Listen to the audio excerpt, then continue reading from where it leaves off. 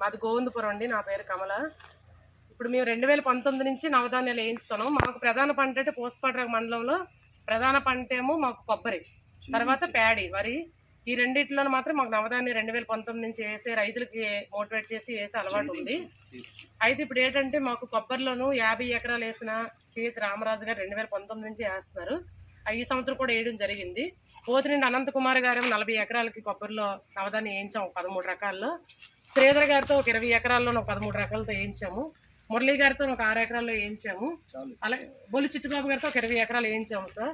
అలాంటిది ఇప్పుడు ఏంటంటే మాకు ప్యాడీలో కూడా చిన్న రైతులు, అలాగే పెద్ద రైతులు అందరూ ఒక 200 ఎకరాల్లో వేయించాము. చిన్న రైతులు కూడా మాకు 150 ఎకరాల వరకు ప్యాడీలోను కొబ్బరిలో తీసుకెళ్ళడం జరిగింది.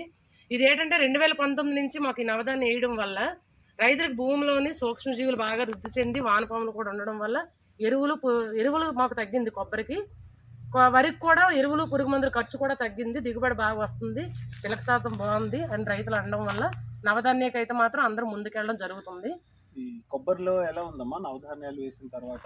నవధాన్యం వేసిన తర్వాత కొబ్బరిలో దాంపోటు బాగుంది, దిగుబడి కూడా బొండం సైజు పెరుగుతుంది సార్. అది రేటు, దానివల్ల ఏంటంటే రేటు పెరుగుతుంది, రేటు వస్తుంది బాగాను. ఈ కొబ్బరిలో వేసిన రైతులు ఎవ్వరు కూడా మేము వెయ్యమని అనట్లేదు. నవధాన్యం వాళ్ళకి రాబట్టే వాళ్ళు నవధాన్యం వేయడానికి ముందుకు వస్తున్నారు. అలాగే వరికి కూడా ఏంటంటే ఇప్పుడు కూడా మీ నవధాన్యం వేసిన రైతులు కూడా DAP, యూరియా ఖర్చు కూడా బాగా తగ్గుతుంది సార్. రైతులు కూడా మాకు అది నవధాన్యం అయితే మేము వెయ్యమని అనరు.